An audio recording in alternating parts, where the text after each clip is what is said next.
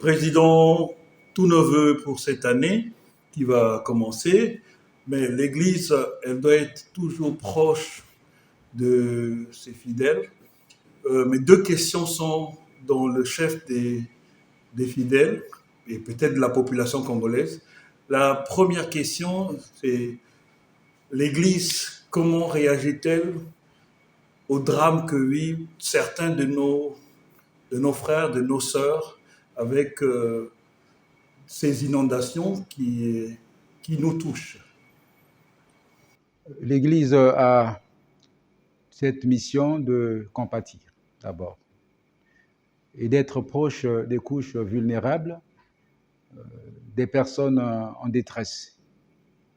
C'est pour autant dire que cette situation préoccupe notre Église, qui d'ailleurs n'a jamais été en marge des situations de ce genre, puisque nous avons toujours intervenu à travers nos différentes missions, mais aussi avec la structure que nous avons en partenariat avec nos amis scandinaves.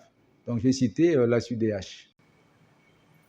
Et alors, est-ce qu'il est prévu des actions particulières pour l'Église? Parce qu'on sait qu'il y a quand même des points qui ont été particulièrement touchés dans l'Église, sur le nord et dans la ville de Brazzaville. L'Église doit voir dans quelle mesure elle doit s'impliquer activement pour apporter sa contribution par rapport à cette situation. Parce que nous avons des fidèles qui sont touchés, nous avons aussi des structures, des paroisses qui sont dans cette situation. Ce n'est pas seulement les fidèles, mais en fait, la population qui est touchée est aussi en droit d'être assistée. Donc, des actions, je crois, seront entreprises dans un avenir proche. C'est une occasion aussi de faire le point, parce qu'aujourd'hui, dans le monde, pas seulement au Congo, mais dans le monde, il y a une question, et on dit, que dit l'Église évangélique du Congo sur la question du mariage ou de la bénédiction des homosexuels? D'abord, il faut dire que notre Église est structurée. Elle a des instances, donc le synode, le conseil et le bureau synodal. Et donc ces instances ont toujours pris des dispositions qui font que l'Église ait des bases doctrinales. Donc ce n'est pas en réalité une question qui devait surprendre parce que l'Église a défini clairement sa ligne doctrinale à travers nos textes. Et il est clairement dit que nous n'encourageons pas toutes les pratiques contraires à la saine doctrine.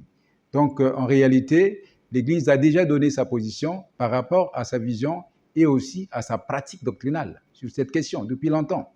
Ce n'est qu'un rappel que je fais. Vous faites un rappel, mais la population, comme nous sommes quand même proches, disent comment coopérer avec des églises qui ont adopté cela dans leur mode de fonctionnement. Effectivement, la coopération ne se focalise pas sur les questions seulement de doctrine ou d'éthique. C'est vrai que ça heurte à la sensibilité de la foi, mais la coopération va aussi sur des questions d'assistance sociale. Nous venons ici d'évoquer la question de cette catastrophe, des inondations. Donc nous avons ces volets-là. Mais du point de vue doctrine, je crois, nous affichons clairement notre position et nous ne marchons pas avec les églises qui vont dans le sens contraire de l'évangile dans la pratique, dans la vie spirituelle. C'est vrai que ceux qui vont nous suivre auront peut-être eu déjà l'occasion de suivre vos vœux, mais qu'est-ce que vous dites à la nation congolaise?